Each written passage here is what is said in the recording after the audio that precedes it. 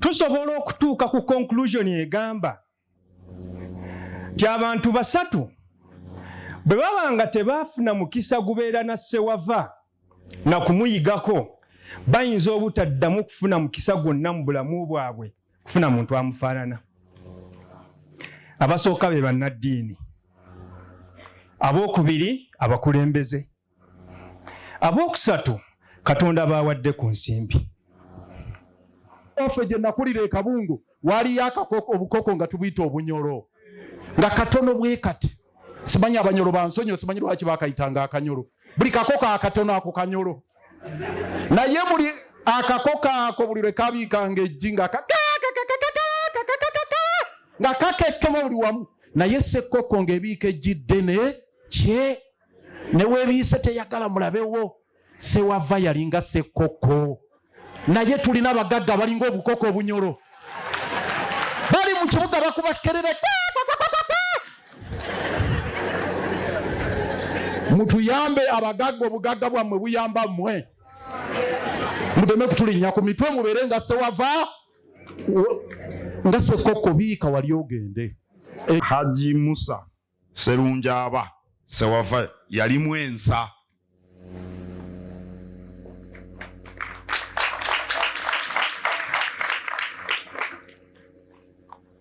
Abantu bangi bamaanyi naye nga tebaliimu nsa. Ono yalimu ensa. Yensonga lwaki nga nti nandyeyise kuba saasobola kumuziika. Mwekyo waliwo obubaka abaana bwe basomye obugamba mutye Katonda. Kyadde kitambulira awo. Obubaka obondoza abaana bayogedde batunuulidde Katikkiro. Kubanga mwadde mu layini esembayo nti ayagala nnyo okuyita abantu bajja eri obusiraamu. Ndowooza yali agambako ggwe. Assalamu alaikum wa rahmatullahi wa barakatuh. Assalamu alaikum wa rahmatullahi wa barakatuh. Alaikum assalam wa rahmatullahi wa barakatuh. This clause is the farewell and closing remarks of his will. I extend my sincere appreciation and gratitude to my family, friends, and all my sheikhs for the sacrifice they made in guiding and strengthening me in my religion of Islam. I pray to the Almighty Allah to reward you all for your tireless efforts with Jannatul Firdaus. Allahumma ameen. I implore you to prepare for your death and that the same should find you in a state of Islam. Lastly, I seek my forgiveness from everybody that I may have wronged in my lifetime, as I also extend my sincere forgiveness to all those that wronged me. Our Lord, in you alone we put our trust, and to you alone we turn in repentance, and to you alone is our final return. Oh Allah, reward everyone for their involvement in my burial, and do not test my family with my death. Oh Allah, unite us all in Jannatul Firdaus. Allahumma ameen. Assalamu alaikum wa rahmatullah. طلع البدر علينا بثنيات الوداع وجب شكر علينا مدى لله الله طلع البدر علينا إن الحمد لله الحمد لله الذي بنعمته تتم الصالحات ثم الصلاة والسلام الأتمان الأكملان على رسولنا ومولانا وحبيبنا محمد صلى الله عليه وسلم. إن إبراهيم كان أمة قانتا لله حنيفا ولم يكن من المشركين. Mkadde waffe Mbuga, mkadde waffe Sheikh Khalfan Lukanga Kakungulu, Ssebo w'ekitiibwa Katikkiro wa Buganda ne ttiimu yo yonna eyakutembeese, abakulembeze mu biti byammwe ebyenjawulo, bakulembeze b'amadiini amalala, buli muntu yenna mu kitiibwa kye Allah subhanahu wa ta'ala kye yamuwa ekirungi Assalamu alaikum wa rahmatullahi wa barakatuh.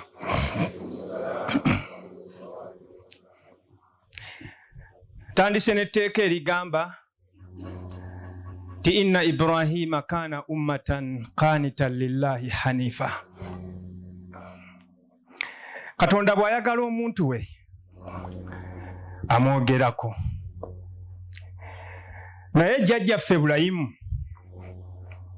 jjajja w'abakkiriza, Mungu subhanahu wa ta'ala bwe yali amutenda yagamba nti mazima Ibrahimu kyali kibiina.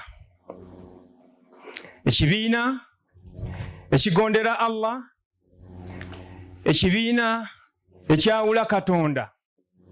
Era Katonda n'atukakasa ti Ibulayimu teyali mu bantu abo abagatta Katonda n'ebintu ebirala.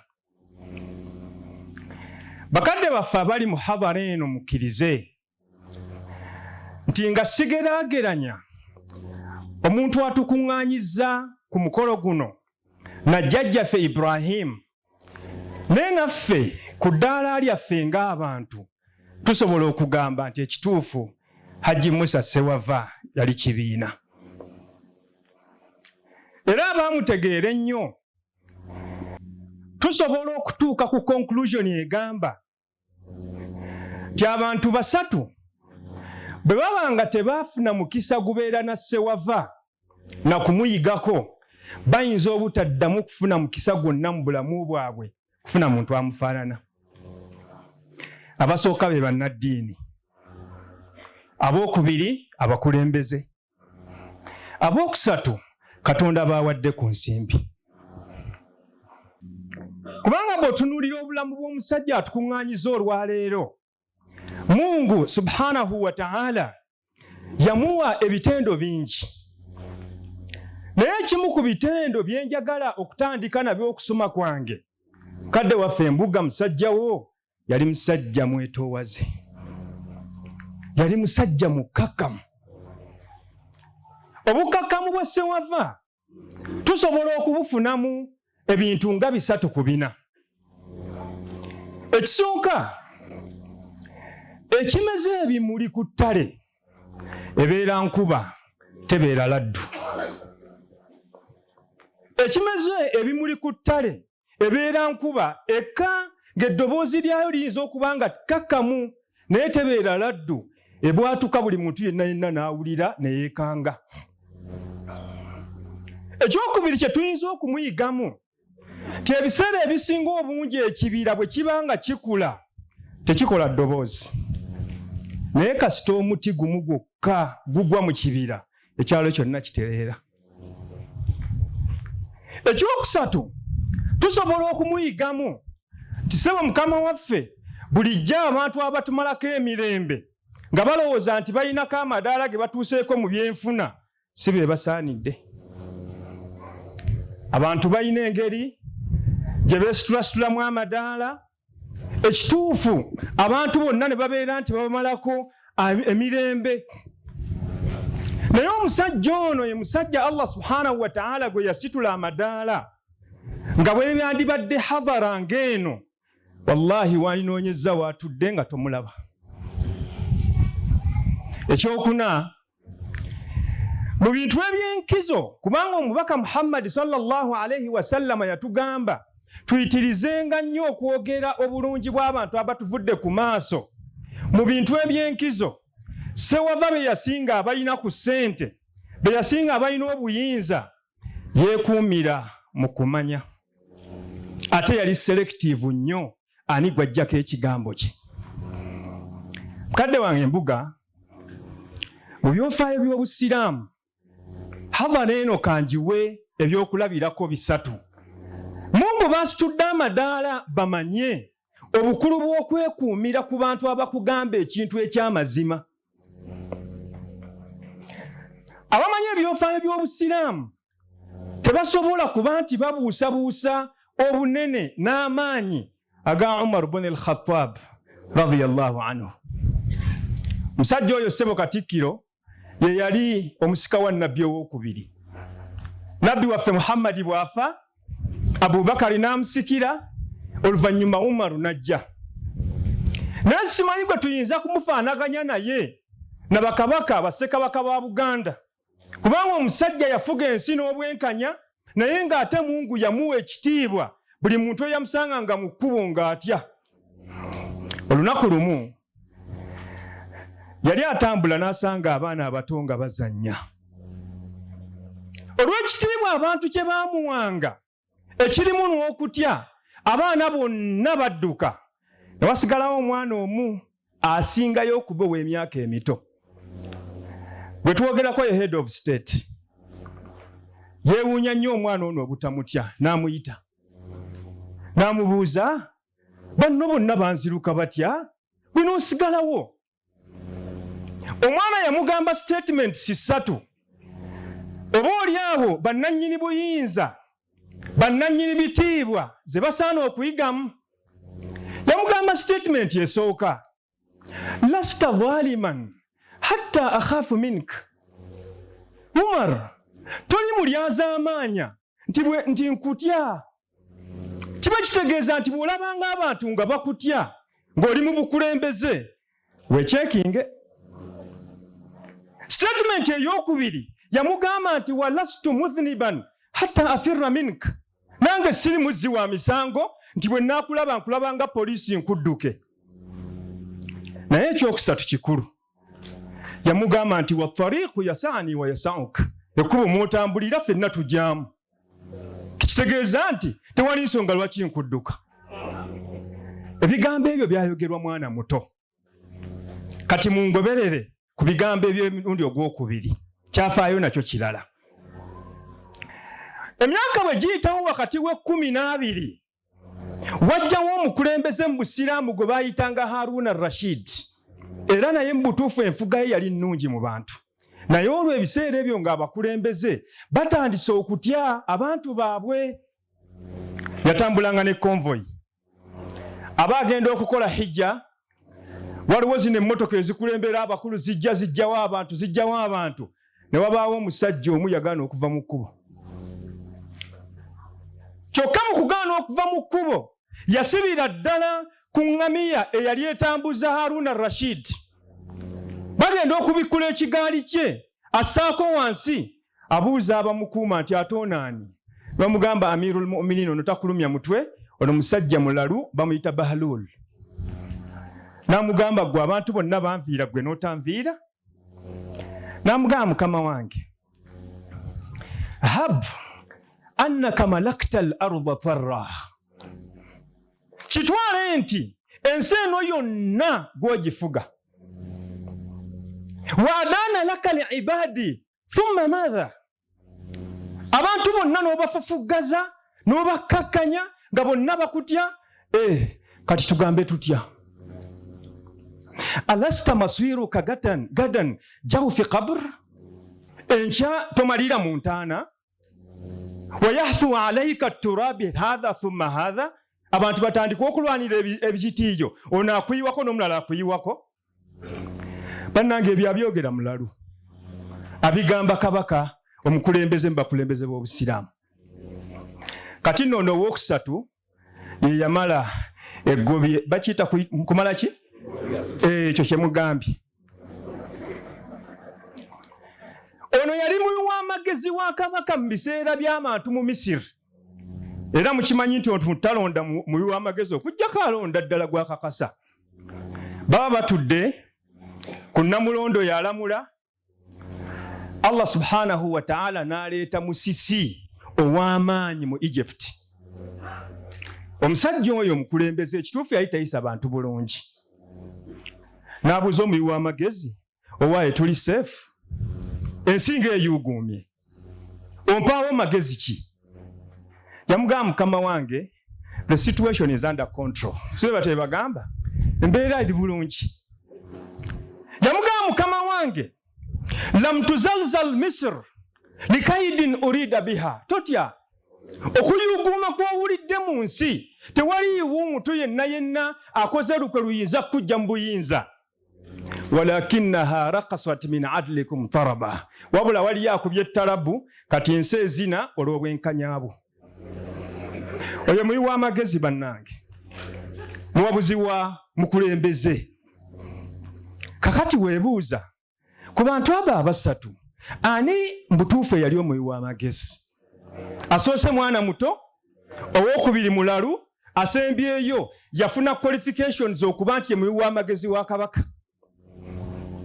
Musobola okukkiriziganya nange nti abantu bali abasoose ababiri, omwana n'omugwi w'eddalu, ekituufu be baali bawa Kabaka amagezi amatuufu.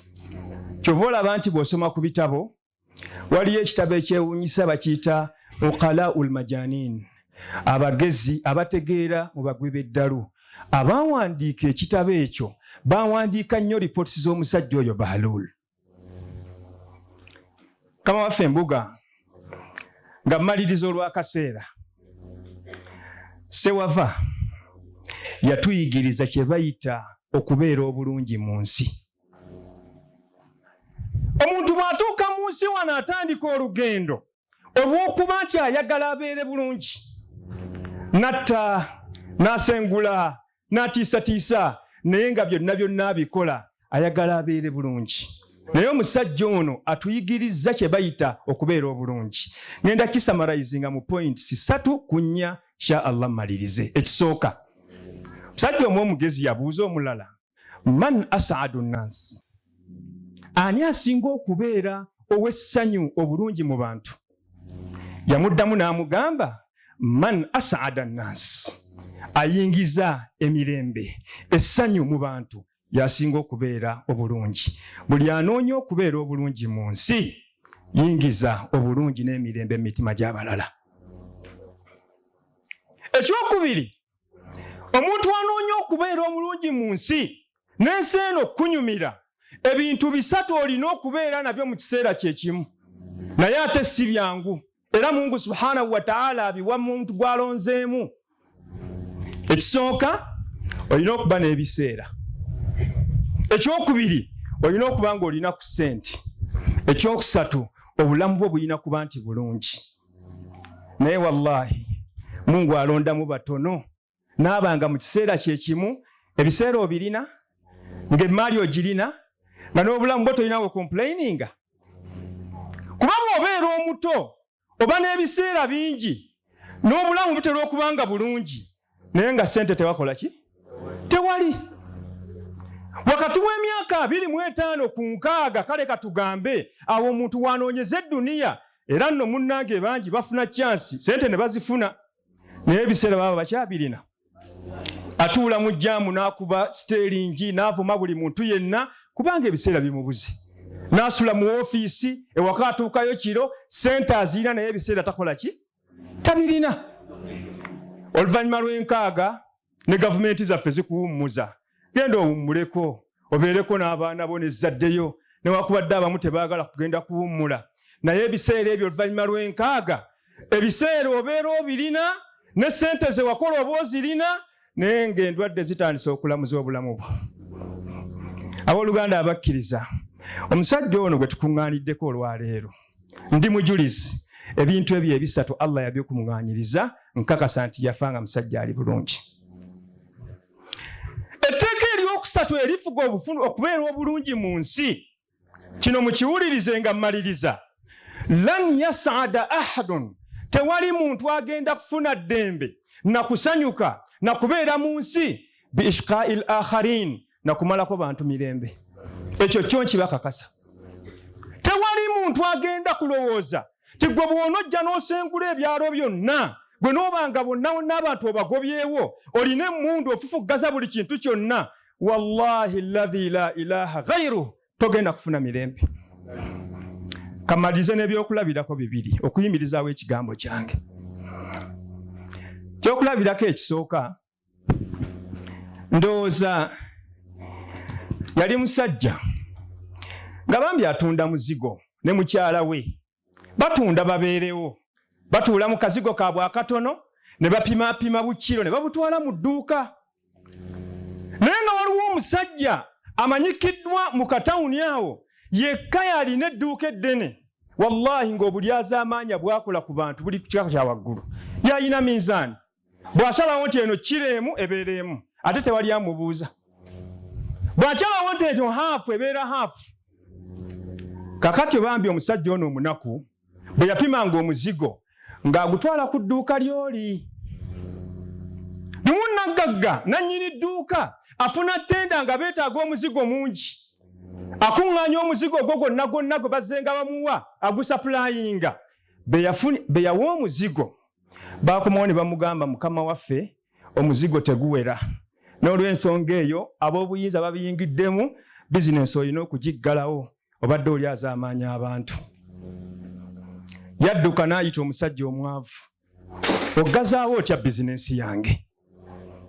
Ogazaawo otya bizinensi yange?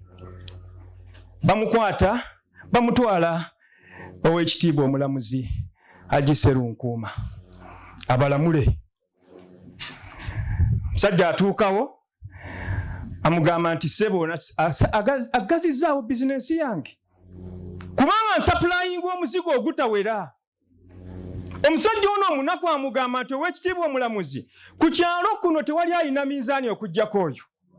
Buli bwe ngulayo kiro y'omuceere gye nkozesa okupima omuzigo guno. Basseruganda tewali ajja kubeera bulungi okuggyako nga naye yeeyisa bulungi. Ssebo Katikkiro akasembayo nakawulira ku muliraano wano Kenya. Omanyi bwe twogera ebya wano saakwata dduwa gye baatusomera ewa muzaata gy'osoma ne watabaawo akugoberera. Bino nabiwulira Kenya. E Nairobi awo waliwo akafo ku highway batundawo mbuzi nnamba. Opaakinga, bw'omala okupaakinga n'ogi ordaringa ne bagifumba bulungi ba ne bagyokya ne bagikuteeramu. Naggagga amanyikiddwa mu buli azaamaanya yajja n'apaakinga n'akola oda y'embuzi. Ali ku steeringi, ali ku WhatsApp. Musajja wattu omwavu anoonya okweyiiya asiika embuzi agikwata. Ono yaggulawo kuuma ka bbuutu ndigiteeke mu bbuutu. Ono kye yakola ng'akwata embuzi yagiteeka bbali wa bbuutu bweru. Naggagga naye n'asimbulanga musanyufu kuba biri ani asinga munno obubbi. Sallu ala nabi. Awo bonna mbadde ku problem statement. Solution. Kullu shay'in hawlana yadhhabu wa yazul illa al-khayra alladhi taghrisuhu fi an-nufus. Bakadde bange, buli kintu kyonna ekitwetoolodde kijja kuvaawo, kijja kugenda. Ekigenda okusigalawo mu nsi eno bwe bulungi bwe wayingiza mu mutima gw'omuntu. Rabbana atina fid dunya hasana wa fil akhirati hasana wa qina adhaban nar. Assalamu alaykum wa rahmatullahi wa barakatuh. Wa alaykum assalam wa rahmatullahi wa barakatuhu. Bane tusobola okuleeta takbiira ng'akabonero akalaga okusiima. Allahu akbar, la ilaha illallah, Allahu akbar, Allahu akbar walillahil hamd. Oyo ye musomesa eyalondeddwa mu kifo kino, mukadde waffe Dr. Abdul Hafidh Walusimbi, akulira sharia ku Kasozi Kibuli, omusomesa akulira ebyensoma ebya sharia mu IUIU, era omusomesa mu bifo eby'enjawulo n'obuweereza ayina bungi. Ssebo tweyanzizza, weebale nnyo, otuwadde ebigambo ebisaana na buli omu tusuubira nti ayize. Mukadde wange omugenyi omukulu Ssebo Katikkiro, omukolo guno gwetabiddwako abantu benjagala okulagako naawe obalabe. Bismillah. Assalamu alaikum wa rahmatullahi ta'ala wa barakatuh. Wa alaikum salam wa rahmatullahi wa barakatuh. I wish to thank Allah, Alhamdulillah, who has helped us reach this day in good health. The one who commands everything, the one who wills, and the one who has power over everything. It's him we pray to, and it's him we trust. And he's the one who took our dad, but he's also the one who gave him to us. Inna lillahi wa inna ilayhi raji'un. We acknowledge and we are very grateful to be amongst the people who knew and lived with such a great man, as you all know. And I want to testify and add that indeed he was among the believers. The sheikhs tell us there are 3 levels of believers, but I think Hajj Ssewava Musa, may his soul rest in peace, was among the people of the 3rd level. Those who are not Muslim, people of the 3rd level are those who worship their God as if they are seeing him. It's called, I think, Ihsan. It's the last level of belief, and he was a very good example on top of our Prophet sallallahu alaihi wasallam. We wish to welcome you all to this dua, intended to pray for our father, our mentor, your friend and our friend.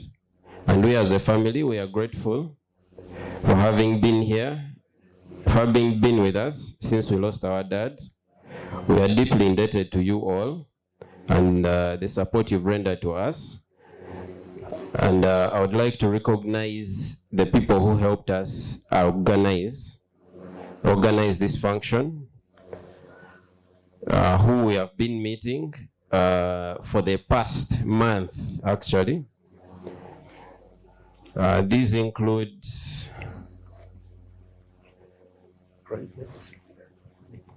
it was a committee that Haji put in his will, and it was headed by Dr. Yusuf Nsubuga. I think he's around. Wa alaikum salam wa rahmatullah. The other key members were Judge Hajj Serunkuma. There is Haji Chibiriga. Wa alaikum salam wa rahmatullah. Haji Buwembo. Wa alaikum salam wa rahmatullah. Haji Medi Kauma. Wa alaikum salam wa rahmatullah. Sheikh Abu Shafiq Rasa. Assalamu alaikum wa rahmatullah. Wa alaikum salam wa rahmatullah. Sheikh Abbas Lutaya. Wa alaikum salam wa rahmatullah. Sheikh Nasif Chizito.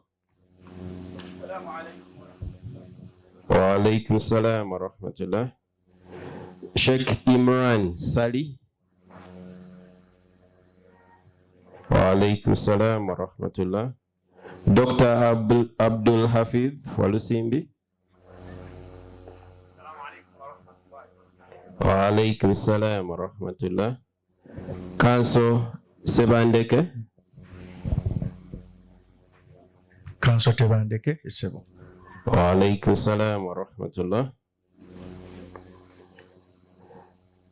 His close friend, alaikum wa rahmatullahi wa barakatuh. Wa alaikum salam wa rahmatullahi wa barakatuh. Okusookera ddala ndwebaza Allah subhanahu wa ta'ala atusobozesezza okutuuka ku lunaku luno. Guno omulimu gwe tukola gwe gumu ku mirimu Haji gye yatuulamira okubeera nga tumukoleranga bwe tunaabanga obudde butuuse. Era tusaba Allah atuweemu ffenna nammwe abazze ekisinga obulungi. Allahumma amin.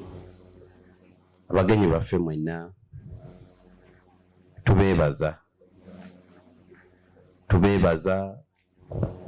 okubeera naffe mu kiseera kino nga famire. Tukimanyi nti to the whole world Haji abadde ebintu bingi nnyo. Haji abadde mutabani nga mulabi ab'ekika. Haji abadde musomesa. Haji abadde mukwano gwammwe. Haji abamu yasoma nammwe, Haji abamu abadde bosi wammwe nga yabakozesa, abalala Haji abadde tabamanyi na kubamanya. Bantu bangi nnyo nga tabamanyi nabo tebamumanyi, naye nga Katonda yamuyisizaako okubeera nga ayamba abantu abo. Ogwo omukono munene nnyo ogutuvuddeko, era tusaba Allah mu famire yaffe ekintu ekyo akitwongere. Allahumma amin. Naye nga wabadde ebyo ebintu byonna byonna eri ensi yonna, ffe abafamire Haji tabadde ebyo ebintu byokka. Kufa abafamire Haji abadde the whole world. To us he has been a father and he has been the whole world. You would not convince any of my siblings that waliyo omuntu in the world who is better than our father in anything. In anything. To us he has been the whole world.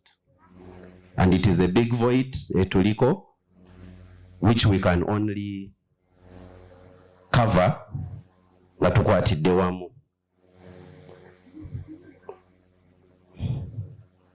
Haji experiences nyingi zatuyisizaamu. Emyaka nga 13 emabega twali bato, twali tukuze naye nga tetuli nga bwe tuli. Myaka 13 emabega Haji yatusitula, nze ne Haji Habib ne Haji Musa, n'atugamba mujje tugende. Ne tuyingira mu motoka ye n'avuga Jinja Road ku bitaala. Waliwo cemetery awo we baziika, limba awo we baziika. Ne tuyingira, ne tugamba Haji ali ku kireero. Ne tuyingira, ne tutuuka, tugenda ku grave yasooka ne tuziraba, ne tugenda ku yokubiri nga ye bw'asoma edduwaze bw'asoma, fe tutambula butambuzi naye tulinga abamugoberera. Ne tutambula bwatumala okuyitamu mwonna n'atuzza ebbali n'atugamba muyizeemu ki kye mulabye? Ne tugamba tulabye entaana, tulabye nti wano waliwo abantu bangi, tulabye tubadde ekifo kiri mu Kampala tubadde tetukimanyi, tulabye ng'endowooza yaffe eri shalo nnyo ng'era omwana omuto waabeera. Haji bwe yatubuulira ye bye yalaba, ye yatugamba by'alabye. Yatugamba alabye nga ku grave ezimu abantu baafa emyaka okusukka mu emyaka 5 emabega, nga wayiseewo emyaka 5 okuva we baafa. Abalala nga wayiseewo omwaka gumu, abalala nga wayiseewo ennaku 10, abalala nga n'emyaka gisukka nako. N'atugamba alabye kuba bateekawo was born on this day, died on this day. N'atugamba mbu ye alabye nti abamu baafa balina emyaka 3, abalala baafa balina emyaka 8, abalala baafa alina emyaka 2, abalala nga alina myezi lunaku.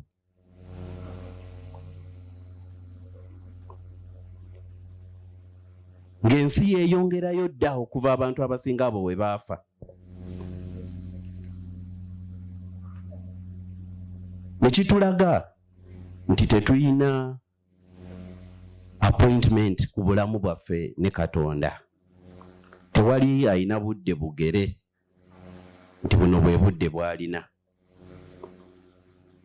Ate n'atulaga nti obudde bungi, emyaka gye tumala ku nsi n'emyaka gye tumala nga bakuziise, emyaka gye bakuziise gisingira ddala wala emyaka gy'omala ku nsi. ku nsi oyinza omalako emyaka 2, oyinza omalako emyaka 5, oyinza omalako 10, naye okuva we baziika abantu abamu tubala emyaka gino gye tubala 2020 something 22, waliyo abaaliyo ng'egyo emyaka gyonna teginnatuuka ng'ate yalivinga for 2 days 1 day 10 years 30. Nekitegeeza ki? Nekitegeeza tukolerere ekiseera ekyo, tukolerere eryo ebbanga ekkola eddene ennyo okusinga okukolerera obulamu obw'ebbanga ettono. Haji ya practicinga nnyo okufa kwe ng'akyali mulamu. Oba mukitegeera? Ya practicinga nnyo okufa kwe ng'akyali mulamu. Ne mu mirimu Haji yali asobola okuvaawo okumala omwaka n'agenda mu nsi endala n'akola ebibye, n'alabika nga ataliiwo, era ne mubeera mwekka, era ebintu ne bikola ki? Ne bitambula. Haji yamalako emyaka 2 nga taliiwo, ng'emirimu weegiri nga taliiwo, n'agenda. Yali eyo mu Amerika. Tulali tulowooza yali alya bulamu, alya ku ssente ze, akola ki? Naye tugenda otegeera Haji yava yejja mu bwa boosi bwe yalimu ku mirimu, n'agenda mu Amerika ng'alese wano amasomero g'akulira n'ebiki byonna byonna, n'agenda mu Amerika n'abeerayo emyaka 2. Mwegyo emyaka 2 yasaba omulimu. Omulimu gwe yasaba mu Amerika yasaba mulimu gwa busomesa mu ssomero erya primary. N'agenda n'abeera eyo, ne bamuwa, n'awaayo empapula biki, ne bamuwa omulimu ng'omusomesa omupya azze owa wansi. N'abeerayo eyo n'asomesa nga ng'eno alinayo organization egenda maaso akulira amasomero akola ki, naye ejja mu kifaananyi ekyo kyonna n'agenda n'afuna essomero gy'asomesa ebweru eyo mu primary nga teri amumanyi. Era yayigayo ebintu bingi nnyo mu mbeera eyo nga tosobola mutegeera. So nga yali asobola okugenda ewabakulira essomero n'ayogera nabo n'abagamba nkulira wali nange ndi munnammwe biki. But that's not what he did, and that was the type of person we yali. Nga mukakkamu abula tosobola mutegeera. Yoyo Haji. Haji mu mirimu gye yakolera nnyo mu Ministry of Education. Era yagenda okuritayaringa ng'alina emyaka 4 n'aritayaringa n'ava mu ministry. Era yavaayo bakyamulwanira. Yali yasaba dde okuvaayo ne bagaana, n'asaba ne bagaana, n'atuuka n'avaayo buvi, bintu n'abissa wansi n'avaayo. Era teyalinda pension simanya ki, n'avaayo. Mu kiseera ekyo yalina essomero limu erya Kyengera Parent School. Lyali litandise, lyatandika mu 1993 essomero eryo, era bwe yalitandika ng'omuntu yenna wona otandika ka business ko. N'afuna maama waffe n'amugamba genda wali gwe bbaasa kujja okukwata ssente. Kati oyo n'atandika okukolera awo. Yalinayo mukwano gw'omusomesa Mr. Ssebowa, simanyi oba waali wano. Mr. Ssebowa Essebo. Omwami oyo yali alina gy'asomesa mu government school. Nga government school galimu sibanga muloopa naye government school osobola okubbirira ku kadde n'ofuluma n'ogenda n'okola ku bibi ebirala. kati ye yali alina experience eyo ng'alina mu government school. Hajji n'amusaba buli woddukako eri jangu ombeerereko wano nga headmaster. Kati nga Mr. Ssewava asomesa n'amala n'adduka n'ajja eno ate n'atula mu ntebe yaki ya headmaster n'asaba fees n'akola ki basomesa biki eri n'addayo n'asomesa pittu.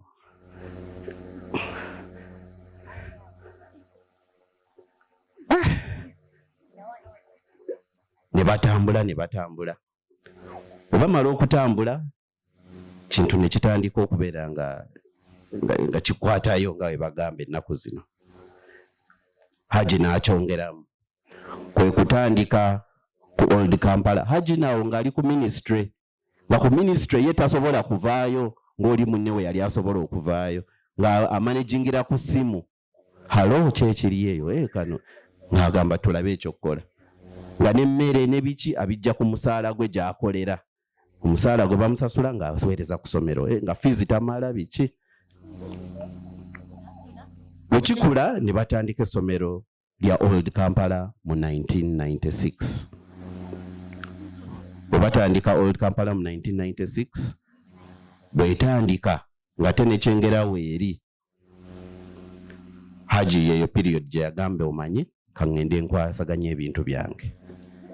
Yeyo period gye yaritayaringiramu n'ajja n'atandika organization ya Sir Apollo Kaggwa Schools.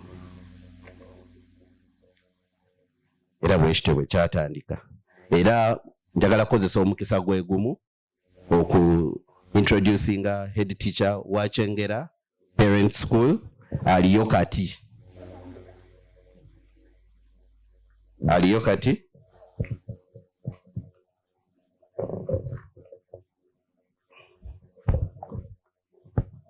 Head teacher Kyengera Parent School.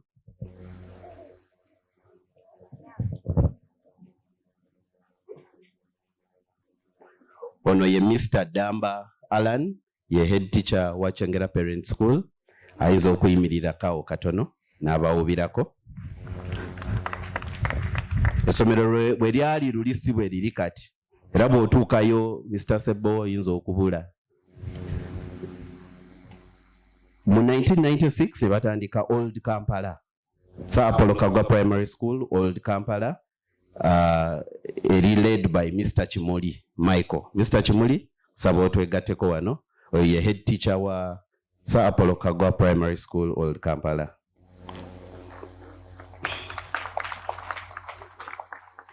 A organization ng'etandise okula. Mu mwaka gwa 2000 Sir Apollo Kaggwa Mengo nayo n'etandika. Nga right now eri headed by Mr. Musoke Geoffrey. Mr. Musoke.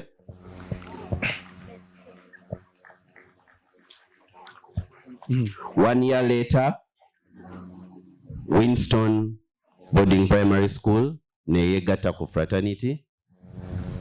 Head teacher wa Winston kati mukyala Nyawere Jane tukusabojje.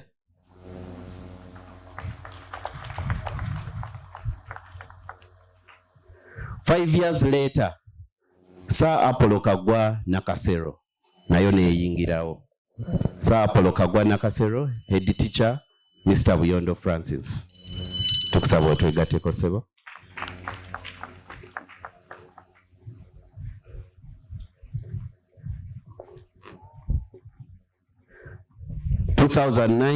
Fairways Primary School Kireka nayo neyegattako ng'ekulirwa Mr. Mulamuji Bashir.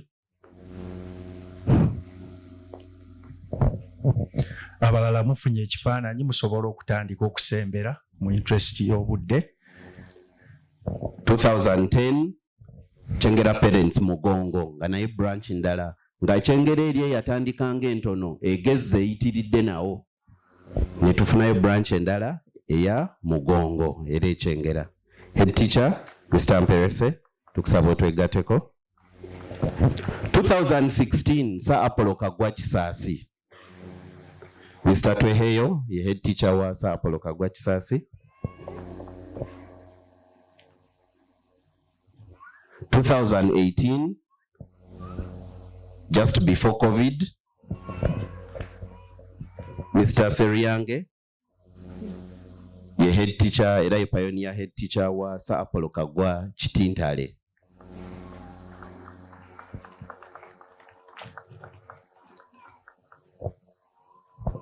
Netufunayo baby omukulu mu organization era nga yakyali latest City Parent School. City Parent School ng'ekulirwa Mr. Kasada Paul Richard Salongo.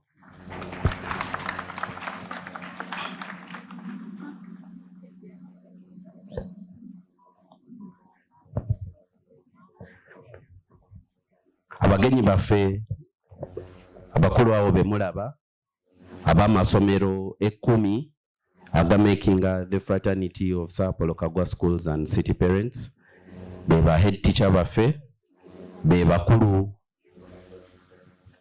bemusanga ku masomero, beba tuplaningira, beba tulabirira abaana baffe, beba koze omulimu ogwo gwonna gwe mulabye ogusobozesezza organization eno okubeerawo emyaka gyebaddewo gyonna.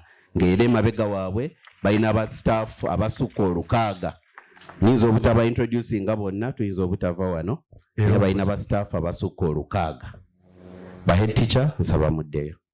Thank you very much.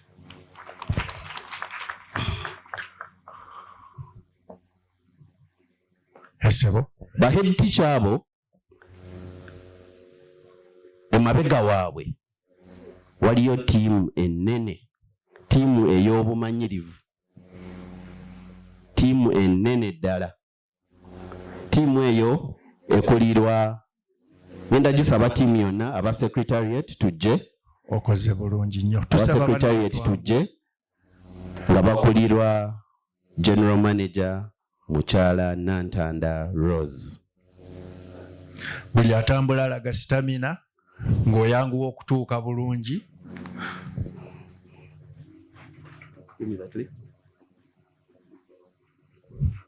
Sebo mujoyiningire.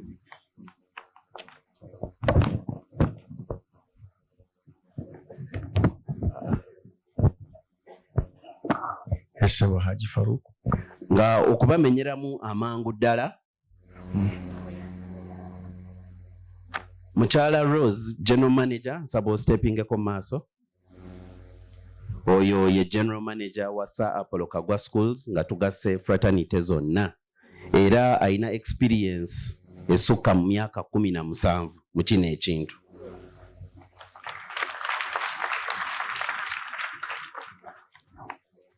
Nga aina master's degree mu mirimu gy'akola, ng'era ye yeesigamiddwako abantu abo bonna abamuli emabega yabatwala nga balina obumanyirivu bw'amaanyi mu mirimu gye bakola.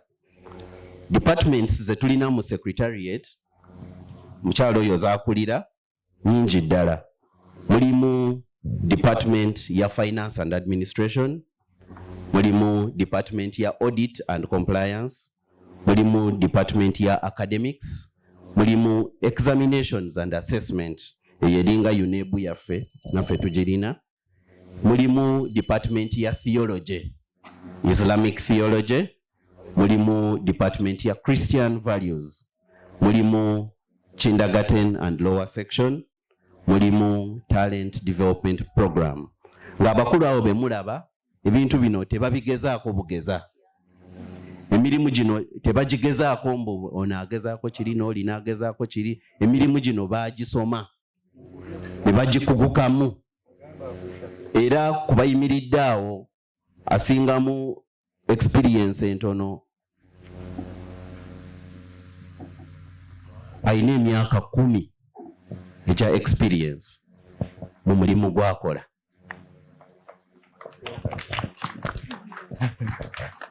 Abantu bano be balowooleza organization, be bakola policies zaffe, be bakola human resource, be batuplaningira tugenda kusoma ki, tugenda kisoma tutya, ye kyekiganye guno omwaka kiki, twongeddeko kaki. Tiimu eyo yetuplaningira eri behind the head teacher. Temujja giraba ku ssomero naye eyo yeri behind the head teacher. era head teacher ayimirira mugumu ddala ng'amanyi ttiimu emuli emabega erina obukugu mu nsonga zonna zeekwatako. Era ffe ng'abasaapolo Kaggwa tweyama era tubakakasa nti omutindo gw'ebyenjigiriza n'emirimu emirala gyonna gye tuyigiriza abaana tugenda gyongera bwongezi maaso insha Allah. Teri kudda mabega, tugenda gyongera bwongezi maaso. Tiimu ze tulina muzirabye z'amaanyi ddala, bakyali bato, bali ready to serve, era nga tulina poolu nnene nnyo egenda yegatta ku group eno. So tubasaba mwongere okuzaala abaana mubatuwe. Abaana mubatuwe. Tuyina targets zaffe nga organization ze tukyayagala okutuukiriza. Nga mu kyofu abaana baffe tetwetaaga na boogerera mubalabirawo. Ffe otuwa omwana n'otunula eri n'olinda ebinaavaamu. Ensonga zonna tuzikwasaganya.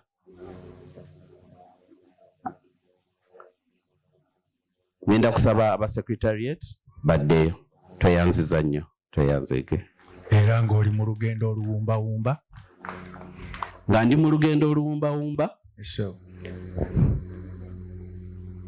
Tuyina ekibiina ekya Fawz Foundation.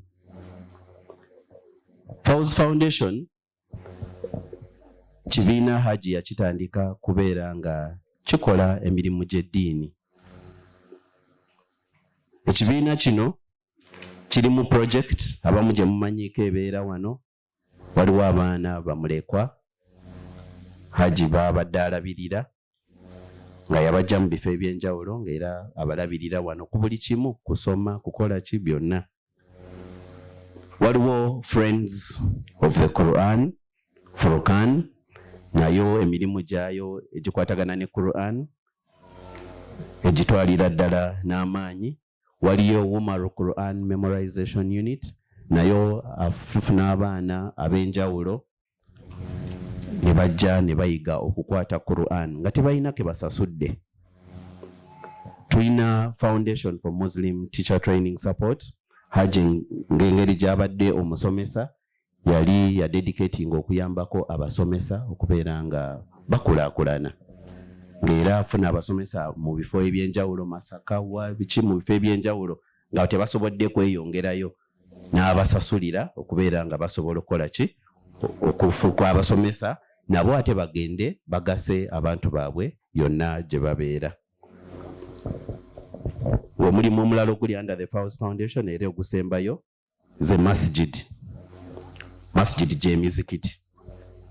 Badde n'emizikiti gy'alabirira under the same foundation, era tweyama nti emirimu gino gyonna tujja kukwatira wamu insha Allah okulaba nga tusigala tugitambuza insha Allah. Amen. Nga maliriza, Hajji yalina mikwano gye mingi. Hajji talina mukwano gwe yakola na gumu nga taguselectinze carefully. Yali mwegendereza nnyo. Whether kumusomesa, Dr. Hafiz yakyogeddeko, whether kumusomesa, whether kukola ki, ng'akuselectinga very very carefully. Emikwano gye, basheek, baani bonna babadde akwatagana nabo, tweyama nti tugenda kusigala nga tutambula wamu insha Allah. Era ekisemberayo ddala, Hajji abamu mumulabye mu gino emyaka gye egisembayo. Hajji teyali nga bwe mumulabye. Hajji yaliko emyaka egy'emabega nga tali musaaze nga bw'abadde asaala, nga tabeera mu muzikiti buli kaseera, nga naye abeera mu mirimu gye, adduka akeera ku makya kugenda mu ofiisi biki. nga byaliko. Naye Haji yasalawo lumu n'asalawo okuyiga eddiini. Bwe yasalawo okuyiga eddiini teyadda mabega. Bonna n'abaali bamusomesa bonna yabayitako. Oyinza okukomawo ng'oyagala musomesa n'akwongerezaako ku kyobadde ogamba. Yabayitako. Basheeki bamugamba siiba ennaku 2 Monday ne Thursday, ye n'akuleetera reasons endala with evidence lwaki yasiibye ennaku endala. Nga zonna yazisiibye ng'ate alina evidence we bulungi. Haji n'akyuka, yali tamanyi kusoma Quran, n'agiyiga bukulu. N'agiyiga n'agyagala. N'atandika ogyagazisa abalala bonna abaali bamwetoolodde. Omulimu n'agukwasa maanyi. N'ayita ku buli omu eyali amwetoolodde. Era ng'anoonya okumanya buli wamu nga buli gw'asanga ayagala muyigako. Ng'alina bakwano b'abato basheek bonna nga bonna balina ke bamuyigiriza. Era Haji agenza okufa nga ffe tukakasa nti afudde mu Busiraamu ng'era Musiraamu. Ffe tukikakasa. Era nga message ye gye yasemba otuwa mujja gisangako ne ku grave ye. Twagitaddeko. Yatugamba ffenna friends, family, baani. Message gye yasembayo okuwandiika mu kiraamo kye yatugamba fear Allah. Fear Allah. I implore you to fear Allah and make sure that Allah atuuka okutwala ng'oli Musiraamu. Yeyo message gye yatulekera. Assalamu alaikum wa rahmatullahi wa barakatuh. Wa alaikum salam wa rahmatullahi wa barakatuh. Mwebale nnyo, mwebalire ddala. Sheikh, tubadde tulina ketwongerako. Maybe to recognize the people who contributed to this dua. But briefly. Tulina proprietors for private schools chaired by Mr. Chironde, Batuwayo 10 million. Tulina Sheikh Abu Shafiq Rasa, Yatuwayo 1 million. Tulina Friends for Allah, bano bakwano bali bakwano ba Haji ddala, batuwayo 1.7 million. Tulina Mire Nakalembe, yatuwayo mitwalo 10. Nakazibwe Night yatuwaddeyo 42,000. Haji Medi twa introducing yatuwaddeyo 2 cows. Haji Buwembo naye natuwayo 1 million. Maybe mbadde nsaba twongereyo kantu kamu. This is an extract from Haji's will. It's an extract from Haji's will, and he had a message to convey to his close family, friends, and then another to the general public. Then afterwards, these two ladies are going to give us the message. Afterwards, his Hafidhu son, Ibra Mutebi, will give us a closing surah. Yes, that's the procedure. I think let's start with you, surah. Yes. Assalamu alaikum wa rahmatullahi wa barakatuh. My name is Musa Ssewava Owa.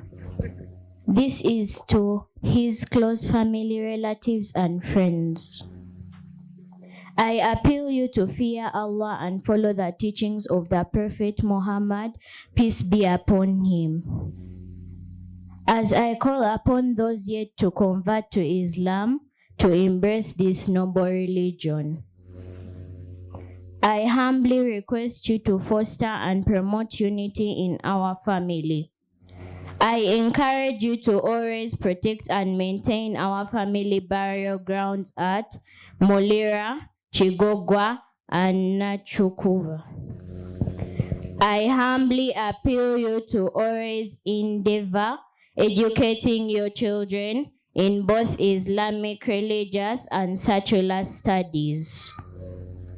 In addition to attending to all our family activities and occasions in both happiness and sorrow. Assalamu alaikum wa rahmatullahi wa barakatuh. Wa alaikum salam wa rahmatullahi wa barakatuh.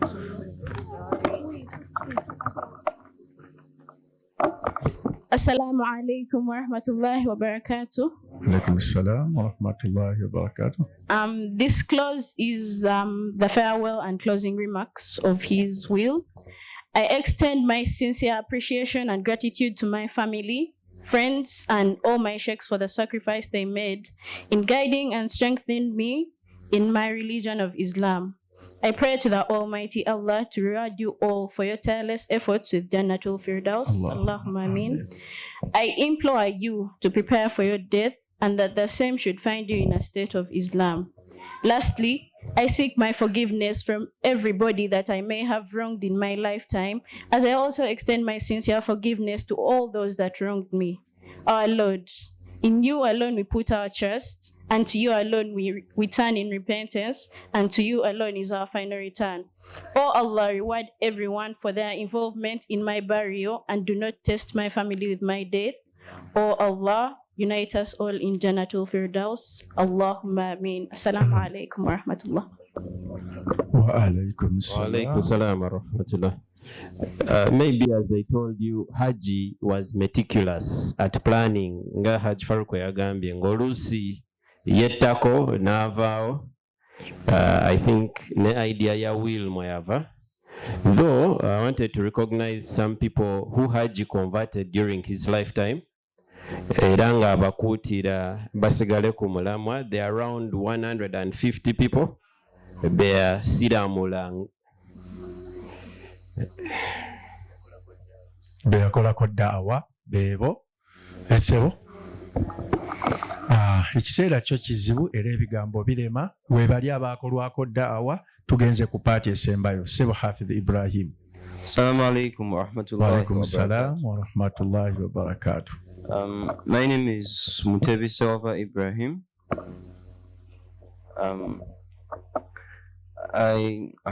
My name is Hafidh Musa Ssewava Ibrahim. The message which Hajj has for those who he converted to Islam and also others who strengthen their religion after seeing him, as he set out a good example for all of us. When the Prophet Muhammad sallallahu alaihi wasallam died, his close friend Abu Bakr radiallahu anhu advised the Muslims that whoever was following Muhammad sallallahu alaihi wasallam, for him he is dead, but whoever is worshipping Allah, or is following Allah subhanahu wa ta'ala, for him he is still alive, so continue worshipping Allah. A simple message is for you to stay close to your religion, and follow it even though he has gone. In his words, he said that, I implore you to live a purposeful life, strive for Jannatul Firdaus, and always put your trust in Allah in all your affairs. As it said in the Quran, وَمَنْ يَتَّقِ اللَّهَ يَجْعَلْ لَهُ مَخْرَجًا وَيَرْزُقْهُ مِنْ حَيْثُ لَا يَحْتَسِبُ وَمَنْ يَتَوَكَّلْ عَلَى اللَّهِ فَهُوَ حَسْبُهُ إِنَّ اللَّهَ بَالِغُ أَمْرِهِ قَدْ جَعَلَ اللَّهُ لِكُلِّ شَيْءٍ قَدِيرًا. That whosoever fears Allah subhanahu wa ta'ala, he will give him solutions, ways out from every situation, every problem. Allah subhanahu wa ta'ala will provide for him sustenance from whence they do not know, that they have never even thought about. And whoever puts his trust in Allah, that is enough for him. Allah subhanahu wa ta'ala fulfills all his promises and is the one who has set a decree for everything. We love you, our dad. Inna lillahi wa inna ilayhi raji'un.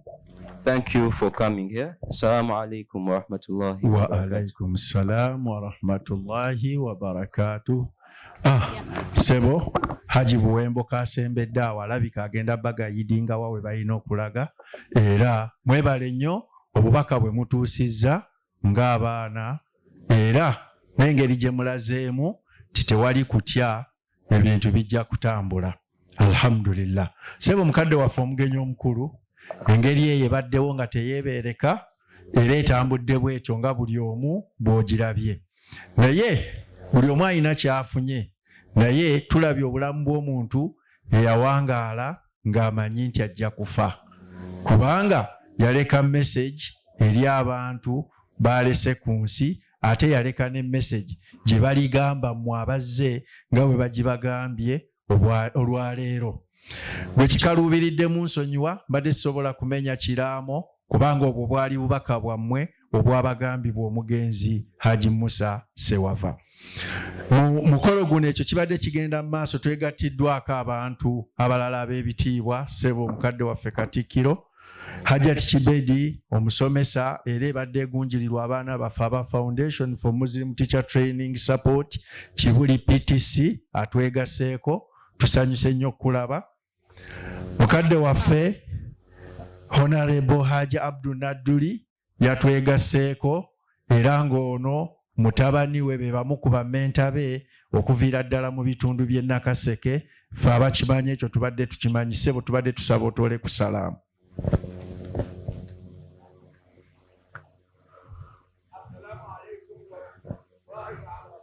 Wa alaikum salam wa rahmatullahi wa barakatuh. Mukadde waffe omusomesa omukugu mu Makerere University Dr. Muhammad Kigundu era omwogezi Kasozi Kibuli. Ssebo naawe tola ku salaamu.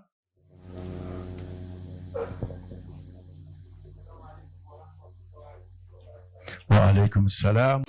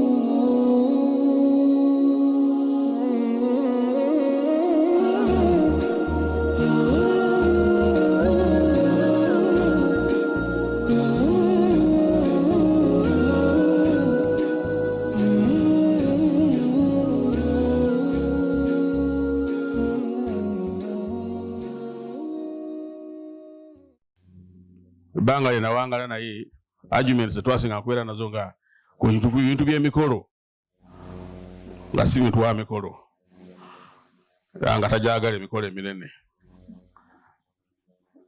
era nga babaze mirundi egisinga munoonyeza mu ngatta eyo takkiriza kubeera ku mwanjo nga yalina ekyaye olw'ensonga ze olw'etoowaze naye ng'ate kusinziira ku kyeyali ne byeyakola na byonna nga tetusobola kukola mukolo gugenda ne definition yeeyo naye nga ekikulu kya byonna olw'okuba nti omukolo nga guno bwe tuba tumusabidde ate bwe tumwogerako ebigambo ebirungi nabyo byongera okutereza embeera eyo gy'abaali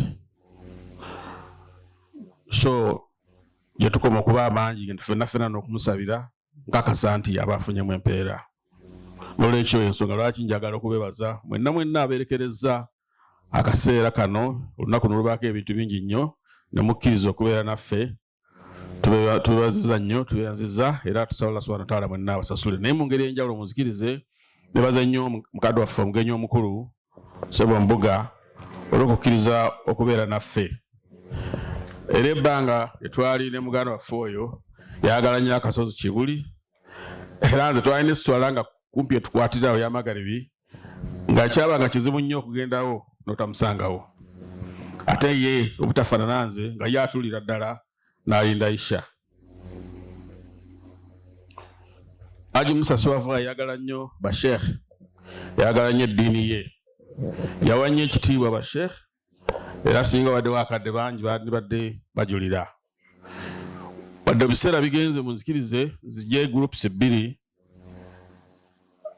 Hajj yagala nnyo eddiini ne Qur'ani ndowooza ebimu byamuwaliza okuteekawo Friends of Qur'ani bamemba ba Friends of Qur'ani saba muyimuke abaliwo tole salaamu okukakasa ekigambo ekyo tusaba banne ekibeere mu bwangu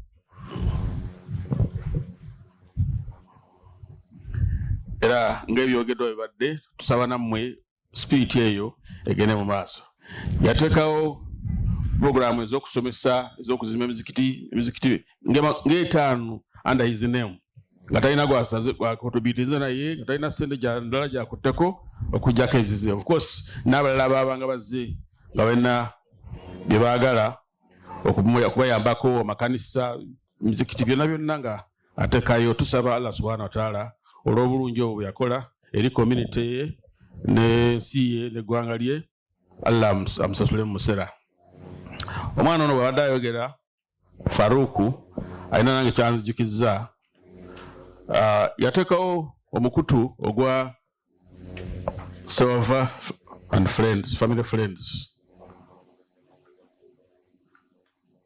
kati ku mukutu ogwo wadde tiyakyogera naye nze saalabako ng'aleeseko message endala okuggyako message ebuulirira abantu okutya Katonda abantu okudda eri to the extent twalinayo debate ng'ayagala tufune sheeka n'asomesanga era ku mukutu ogwo ebiseera bye twayita Sheeka Mutambala Mungu amusaasire ne gyali n'atandika okutuvuunulira surati Bakara twatandika ne surati Bakara kati naddala ffe abatayita nnyo mu mainstream lwayita eno ku kifugi mpolampola twagasirwa nnyo olw'emisomo gya Sheeka Mutambala n'abo abaddawo nga Sheeka Mutambala amaze okufa era nsaba Allah subhanahu wa ta'ala akkirize initiative eyo era nayo agimuwemu empeera nga mu hadithi emu gye batera okutusomera ndowooza eva ku maama waffe Aisha kandi omuntu yenna atandikawo omulimu omulungi akufunamu empeera ate n'abo abagutwala mu maaso bafunamu empeera ate naye n'afuna ku abo nga bagutute mu maaso n'olwekyo njagala kukubira bamemba b'omukutu ogwo mugende mu maaso tube nga tutwala mu maaso ekigambo kye era empeera zibe nga zigenda gyali gamba gyasebe ow'ekitiibwa Katikkiro musajja wo Musa Ssewava yayagala nnyo ensi ye n'ayagala nnyo n'obwakabaka sebo tukoze bulungi nnyo wakkiriza okubeerawo ku mukolo guno nga tumulombera edduwa nga tumusabira gyali abeere emirembe osanga abamu tekibewunyisa naye obulala kiyinza obbewunyisa omusajja omusiraamu nga gwe bannyonnyodde okusitula erinnya lya Sir Apollo Kaggwa n'amubbulamu amasomero g'olabye ge bakawanjulidde. Nsuubira nti wadde eyimize simanyi naye legacy era still eraga omukwano gwe yalina ku legends ba Buganda nga Sir Apollo Kaggwa. Era nkakasa nti abayizi bonna abayise mu ssomero eryo baalumunayi abasomesa n'abakolayo bonna beboogera erinnya eryo era ekitiibwa ekimukiddewo omuntu oyo ne Buganda okutwalira wamu. So tusimye nnyo na bonna bonna abavudde Mengo n'abalala mwenna olw'okukkiriza okuwanalinga omukolo guno gwa muganda waffe. Kansembyeyo okwebaza ab'education onayo muyingo yadda tukonfaminze naye afunye ekizibu n'atasobola naye director of education waali ne ba commissioners abazze mwebale nnyo mwebalidde kubanga nakyo testimony enyungi kubanga Hajj Ssewava yawangala obulamu bwe wonna nga musomesa ng'asomesa nekitamalira kusomesa n'abeera administrator bwe yatalaga ministries ez'enjawulo ate n'amaliriza ng'era azimbye amasomero okutwala mu maaso ekigambo ky'okusomesa. So education fraternity mwebale nnyo okubeeramu naffe, mwebale nnyo okwagala muganda waffe ono naddala ng'akabonero kemukoze akukubeerawo wadde aba private abakulembeze bannange mu nsonyi olu protocol observed ne family awamu ku side eyaffe y'abakulembeze member wa parliament abakulembeddwa mwanye naffe Honorable Bethel Naluyima muganda nga Bushafika ononzikiriza nja kolayo akadakiika kamu kubanga nina ebiti bisatu esebo. Ekisooka ndi muzadde owa Sir Apollo Kaggwa ate Saalongo. Ekyokubiri ndi OB owa Kampala High era nga gye yasomera. Ate ekyokusatu nompa abakulembeze bonna so obudakiika obusatu obwo bujja kummala esebo. Ku side ey'abazadde twongera okwebaza Allah eyatuwa mukadde waffe Ssewava n'omulimu gwe yatukolera okufuuka omuzadde w'abaana baffe era tusaba Allah muwe ebirungi byereere. Allahumma ghafirlahu wal'amhu waskunu fil janna. Amen. Emirimu gyonna emirungi yatukolera Allah mutuweeremu ejjana. Eri famire omusika obweyamu bwonna mu bukozi naye nga bwe nabagamba mu kuziika wano era mbuddamu njogerera abazadde tulina okutya. Yes, mutuwadde assurance naye tulina okutya. Nze abaana bange bonna okuva kwasooka yamaliriza senior 6 okutuuka kwasembayo bonna basomedde mu Sir Apollo bonna. Kati nyinayo abato abali mu P3 P4 P5 naye okutya kwe tulina nti ebivaawo tebyenkana era ezivaamu omukulu zikola ki zangaala n'awakula ennume. Famire zaffe bizinesi za Afirika zirina obuzibu nti omukulu kasita avaawo ebisigadde nga bisasika. Mutuyambe shame the devil, mutuyambe omutindo guleme kukka. Kaavu ogitulaze okuva ku kyengera parents paka kuli sembyeyo state parents kaavu erinnya bulinnya. Amen. Bwe bitabukanga muyinza okubijja ku family level nemugamba katugabemu emigabo ffe mu mateeka tubirina law farms nze yange tuli mulewolale Bosegona n'abalala owekitiibwa Mayega ndi Bule Company Advocates n'abalala naye bwe mulaba nga biremye nga family tesobola yokka mbawa amagezi mutundemu emigabo. Ebiraamo bikolebwa ebisigadde ate ne bigaana okuteekebwa mu nkola. Jjajja nsonyiwa kino kyogerako naye kinnuma kulukusa amaziga ku mutima buli lwensoma nga mpulira kubiri mu famire ya mukadde waffe BMK tebitusanyusa n'ebirala bingi sijja bigenda mu lwakadde ku lwa famire kwamini ku lw'abazadde mutuyambe essomero tulyenyumirizaamu era nga maliriza wano ku ky'abazadde nzikiriza jjajja Ssebo Katikkiro ntu ngambe muganda nge Kironde gwabakulira private schools school fees zitutta bana aba commissioner mu ministry bazogeddeko bwogezi ne bagamba temwongeza naye lindoza nga baga mwongeze mwatwongeza school sebo mu muganda nge Kironde emirimu emirundi gyokola mu Janani school nawalala mutukendereze ku school fees ngabazadde maliriza kati nga OB ngenda kumaliriza wali sijja kulawomba kulembeze nga OB wa Kampala High tulina n'omukutu gwaffe ogw'aba Kampala High bonna weebali twenyumiriza mukadde waffe nze naliyo 85 paka 91 naye tumwenyumirizaamu nti alaze ebyafaayo ebya investor omutuufu akola investment nga tanyigiriza balala ajjewo n'olugero olugamba nti wali nkulaakulana etanyigiriza balala bwe twogera mu kibuga ne bateekako olujejeemu Ssewava yateekawo enkola nti osobola okubeera n'enkulaakulana kubanga amasomero gonna gazimbye talina nti asenze butale asenze mizikiti sebo jjajja nayogerako wano abantu abajjawo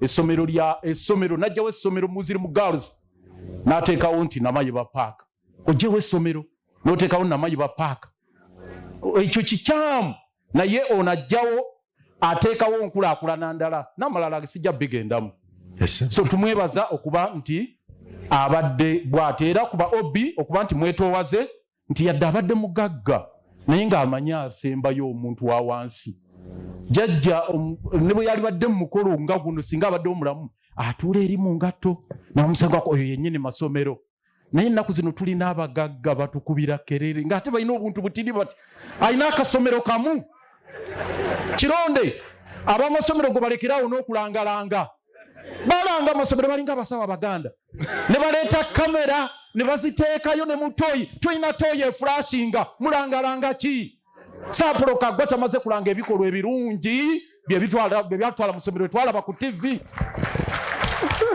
abalala bagala kutulinnya ku mitwe jjajja nabagenza bano ewaffe gye nakulira e Kabungo Katikiro leero sijja kwogera kabonera naye waffe gye nakulira e Kabungo waliyo obukoko nga tubuyita obunyolo nga katono bwe kati simanyi abanyolo bansonyo simanyi lwaki bakayitanga akanyolo buli kakoko akatono ako kanyolo naye buli akakoko ako buli lwe kabiikanga ejji nga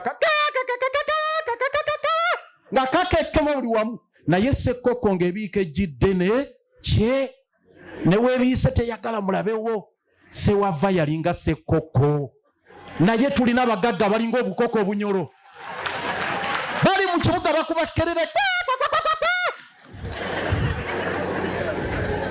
mutuyambe abagagga obugagga bwammwe buyamba mmwe mudeme kutulinnya ku mitwe mubeere nga Ssewava nga ssekkoko biika wali ogende ekyo nkikomezaawo njagala obubaka obusembayo ng'omukulembeze sigenda kgenda mu byabufuzi naye nga mbasaba bwenti tibannange buli omuwaali ng'omukulembeze musabire eggwanga embiriga ezigenda mu maaso buli wantu wonna kati zikulaga nti eggwanga teriyimiridde bulungi mulaba mu paalamenti embirigo mulaba nga abalaba firimu waliyo akakiiko kakosase kalina okunoonyereza ku babbi naye kati akakiiko kakosase nako bakalumba bakagamba gwe ssennyonyi naawe tugenda kufiirako naawe tugenda kulwanyisa bali eyo baguluba mu paalamenti mu NSSF muwulira baguluba ensimbi z'omusolo zaffe ze tubwekayo mwe mutusalako sente za NSSF musalako abasomesa mwe nabo basalako NSSF bali eyo bazigulubiramu mulaba bulabi ng'abalaba firimu ne baguluba kino kiro eyo mu kibuga Kampala hoho nababuuzizaako bubuuza nti naye kilomita yaweeyo oluguudo etwala biliyoni 15 nga sente zino tuzeweze mu Africa Development Bank nembabuuza ettaka kirino lye mugenda okugula mbuli abatembeyi obuwumbi 305 kilo gundi eka 10 buli eka millions 10 eza dola mu kisenyi mbuli abatembeyi balengereko ennyanya nakati ne timpa nebagambye ekyo kiri luddawa nga nsimbi ya muwa musolo era oyo omwe yajjawo Namayiba y'omu yagamba nti yatunda ettaka eryo kakati n'ebirala bingi n'obabuzeeza boda muzitwalawa n'ebirala bali eyo bakuba nze gya ku mutwe gya ku lubuto boogera kidogo kuba naye nga ezo zonna mbirigo mwe mulaba bulabi ekisembayo mulaba ebiri mu ggwanga famire yennyini etutwala mu ggwanga yeetemyemu saidi emu egamba MK project ate endala egamba muzeeyi tova ku ku main bonna ono asonga eno omwana akeera wano taata n'akeera wano abalala bwe tusituka drones ezitunona kakati awo musabire eggwanga jjajja akasemberayo ddala akaterekeka embirigo naziwulidde eziri e Kampala mukadde kasozi niŋŋamba tusabe edduwa eseesaamu oba ekkakanya awo ne ŋŋamba Supreme Mufuti y'anaatulamu era tulinze eddoboozi eriva mu bujjajja oba tulomba ekkakkanya oba egamba nti Allah weebale. Ssewava Allah mutuwere jjana. Amina. Ssaabasajja Kabaka awangaale. Assalamu alaikum warahmatullahi wabarakatuh. Wa alaikum salam warahmatullahi wabarakatuh. Kakati oyo Lord Mayor era omuzadde wa Sir Apollo Kaggwa omukwano gwe gumwogeza ebyokusiisiitira okulaba nti ekintu kisigalawo. Badde nsaba simanyi oba ayogedde oba abakubye engalo ku bombi ani abaamagamaga awali drone. Naye nga by'ebigambo tubiwulidde era sebo tubyeyanziza. Weebale nnyo, weebalire ddala. Sebo mukadde waffe omugenyi omukulu, sebo Katikkiro, ab'ebitiibwa mwenna abali ku mukolo guno, tuyina abantu abalala abayina abatwegasseeko mu mukolo guno nga nabo bansonga. Tuyina muganda waffe Hajji Ngobya Isaac okuva ku Africana. Sebo Hajji Ngobya. Wa alaikum salam. Haji Hussein Sengendo ono naye tuli mu kisinde kya kusomesa okuva e Katalemwa.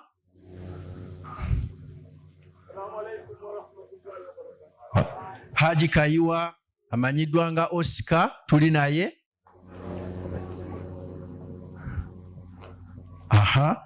Haji Kamira Abdallah ne Haji Yasin nabo tuli wamu nabo. Era ng'oyo Haji Kamira Luwali era omusaaze w'omuzikiti gwaffe ogwa Fawuzi e Buloba. Tuyina mukadde waffe Haji Hamza Sebunya Sebombuga Mulangira Kalifan Sebo Katikkiro wa Buganda, baminisita Bassaabasajja Kabaka mwenna, bamasheek abakulu abali wano, baganda bange mwenna abali wano, assalamu alaikum wa rahmatullahi taala wa barakatuh. Wa alaikum salam wa rahmatullahi wa barakatuh. Sebo Mbuga, twafuna ekizibu kinene nnyo okuviirwako muganda waffe ono, kubanga y'omu ku ffe abatono abalina ku masomero twali tumulabanga ekyokulabirako. Naye kirungi abaana baffe bano twali tutambula nabo, era ku bitonotono mbadde ne munnange wano Dr. Kigundu kyaŋŋambye aŋŋambye nti nno tunaffe tutandika okutambula n'abaana baffe tubalage bamanye abantu be tubeera nabo batubeere kumpi. Sebo ekyo tugenda kituukiriza. Sebo Katikkiro, nsaba mu buwombeefu otuuse obubaka bwo eri olukuŋŋaana luno. Sebo, assalamu alaikum wa rahmatullahi taala wa barakatuh. Sebo Omulangira Nakibinga Embuga,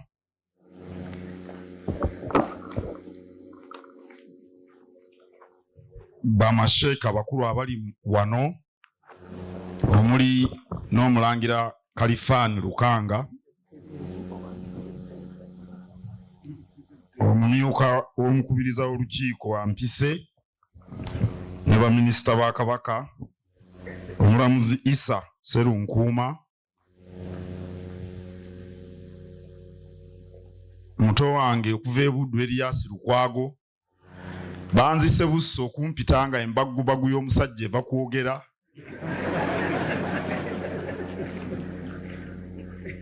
Ababaka ba Parliament, ababaka b'olukiiko, abakungu ba Kabaka, bassebo ne bannyabo, njagala kwebaza abateesiteesa abampita, naye ne bwe batandimpise nandyereese.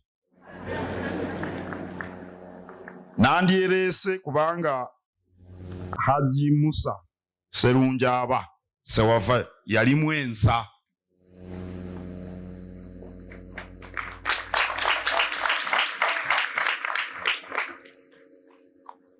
Abantu bangi bamaanyi naye nga tebaliimu nsa. Ono yalimu ensa. Yensonga lwaki nga nti nandiyeyise kuba saasobola kumuziika. Twali tutudde bwetuti mu cabinet. Oweekitiibwa Lwasa n'ankuba akaama nti Hajj Ssewava afudde. Era ne mugamba genda onkiikirire. Olumu nali ekibuli awo ne mbuuza mbuga tewali kalayini abantu abalimu ensa ne balwawo ko ne tubaziikako. Mbuga n'aŋŋamba nti akalayini tekaliiyo. Kale nandibadde nteekwa okujja okussa ekitiibwa mu musajja ono.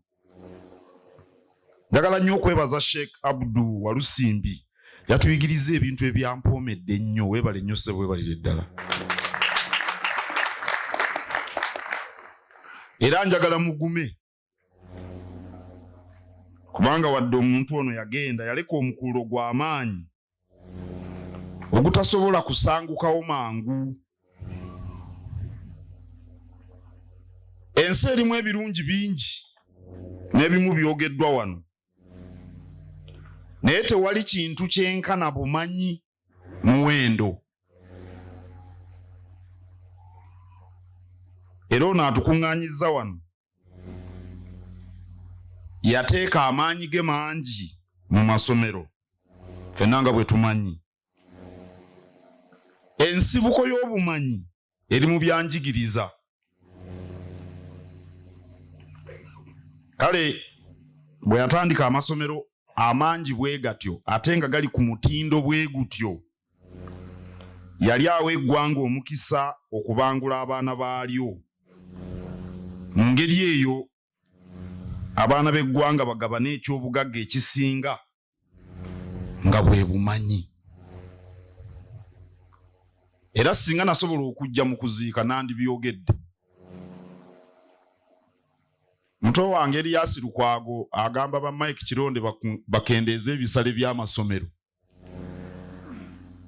Anti gwe wayogeredde bannabyabufuzi n'abakulembeze. Nammwe muteeke ekkomo ku bbeeyi y'amafuta. Nammwe muteeke ekkomo ku bbeeyi y'emmere. Muteeke ekkomo ku bbeeyi ya sementi Mike Kironde gwagula ng'azimba amasomero.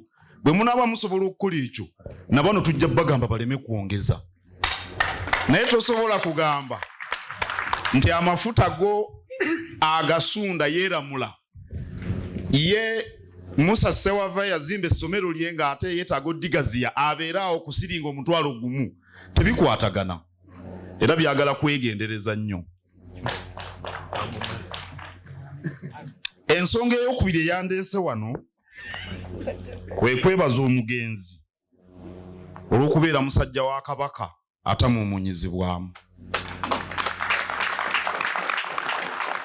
Era enteekateeka z'Obwakabaka ng'aziwagira, naye olw'okuba yali mwetoowaze nnyo nga tosobola na kukimanya.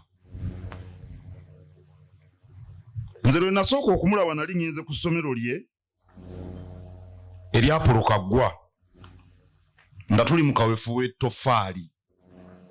Era abaami ba Kabaka bwe baŋŋamba nti Hajji yatugambye tutuyita ku ssomero lye, ne mbabuuza oyo Ssewava gwe mpulira ebyo bya Buganda abiriko? Ne baŋŋamba nti gwe tomumanyi bumanya.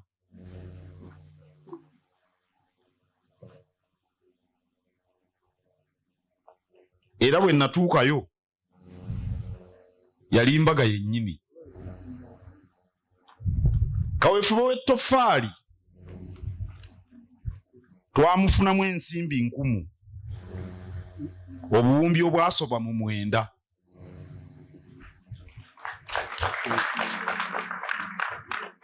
Nga neza Hajj Ssewava mweziri n'endala nnyingi ze yawanga mu bya Buganda. Kyokka ekinyusi kya kaweefube eyo tezaali nsimbi. Ekinyusi ky'ettoffaali kwali kuzuukusa Buganda tuve mu kwekubagiza tubeeko bye twekolera. kale Katonda yatuyamba kubanga abantu ba Kabaka kumpi bonna omulamu ogwo bagutegeera era okuva ettofaali bwe lyakoleera tewali nteekateeka ya Bwakabaka gye twanjula mu bantu ne batagijjumbira. Bassebo ne bannyabo, Buganda erina okusitukira n'ekola ebintu byayo newankubadde nga tubanja ebintu bingi omuli ne federo. Bw'obaako gw'obanja gw'olina okukeera okugenda okole, naye bw'ona olowooza nti nno oli gw'obanja ajja kusasula olyoka okole owedde. Ne Buganda bweri bye tubanja bangi tebabyagala, naffe bwe tuneetulako ne twekubagiza nga tuwedde. Bwe nagenda ku ssomero erya Kaggwa, bwe nali mu ofiisi y'omugenzi, waliwo omuntu eyansaba essimu yange, sikyamujjukira bulungi, naye nga wayise ennaku 2 Hajji n'ankubira essimu n'aŋŋamba nti enteekateeka eyo gye twaliko ey'okwekolera ebintu byaffe nti twali twalwawo nnyo okugitandika. Bw'atyo bwe yagamba, kitammwe bw'atyo bwe yaŋŋamba. Awo nno njagala okwebaza omugenzi olw'okwetaba obutereevu mu lugendo lwe tuliko olw'okuzza Buganda ku ntikko.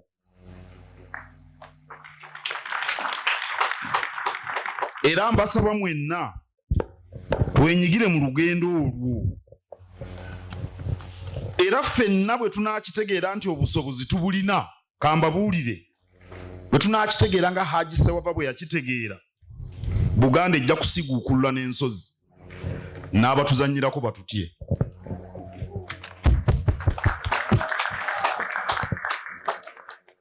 Nsaba omusika na bonna abavunaanyizibwa ku nsonga z'omugenzi mukuume ebintu bulungi nga Hajji Elias Lukwago bw'abagambye. Mube n'obukulembeze obulungi, mutuule. Musobola obutakkaanya naye kasita mukkaanya okutuula. Ekintu ekyo kikulu, si lwe mutuula nti mugenda kukkaanya. Kubanga Kazigwe Hajji Faruku abiraba bulala, Habibu Namakajjo abiraba bulala. Ekyo kibaawo. Temuteekeddwa kukkaanya buli lwe mutuula. Baminisita bannanga abali wano bakimanyi. Bwe tutuula eyo nange mbaako nga bwe ndaba ekintu, naye oluusi nga nabo si bwe bakiraba. Ne mbagamba nange munzikirizise ekyammwe, naye ne tukkaanya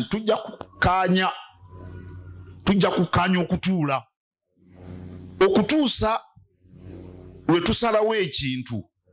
Kakati bwe tusalawo ekintu buli omu ateeka okukiwagira kuba twakikkaanyaako mu lukiiko. Bwe Paul yagala kufuuka kaasa, naye bwe muba nga temukkaanyiza temukitya, ekyo kibeerawo kubanga buli omu alina endowooza ye. Era bwe mutasalawo leero nga mutuula enkya, bwe mutasalawo enkya nga mutuula enkya, bwe bibalema nga muyitako ekibuli nga mubuga mumubuulira nti kino kitulemeredde. Nga bwe mbagambye n'ekitammwe yali annoonya n'ankubira n'amasimu, nange we nisobola okubayamba. Siina nnyo byamaanyi ng'ebyo, naye amagezi ge nsobola okubawa ngalina. Era bwe munaayiga okutuula ne musalawo ekiyambira awamu, so ekitagasa muntu omu, olinnya lya kitammwe mujja kusobola okulikuuma. Mube beetoowaze naye temwefeebya, birimu enjawulo nnene. Sheikh gundi ono Walusimbi ajja babuulira enjawulo wakati w'okwetoowaza n'okwefeebya. Era nga nva ku muzindaalo mbasaba mukuume ekitiibwa kya kitammwe. Ssaabasajja Kabaka awangaale.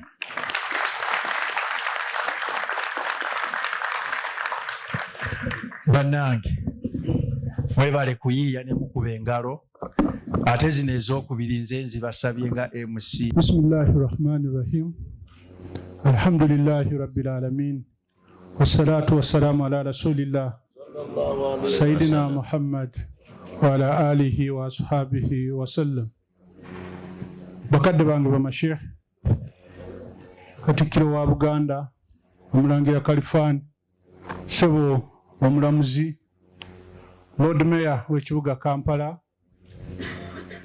Deputy Speaker, Deputy Minister, ab'ebitiibwa mwenna abali mu hadhara eno, bantu ba Katonda, assalamu alaikum wa rahmatullahi wa barakatuh. Wa alaikum assalam wa rahmatullahi wa barakatuh. Twebaza Allah subhanahu wa ta'ala Jalla jalalu atusinkanyiza ku hafula eno nga tuzze okujjukira oyo omuddu we gwe yajjulula abe nga amuwummuza mirembe.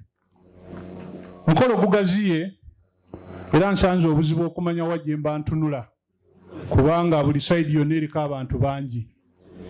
Naye bwe mbuuzizza omulamuzi ono Sserunkuuma nti ntunulewa, nanga nti tunula awo mba hajati.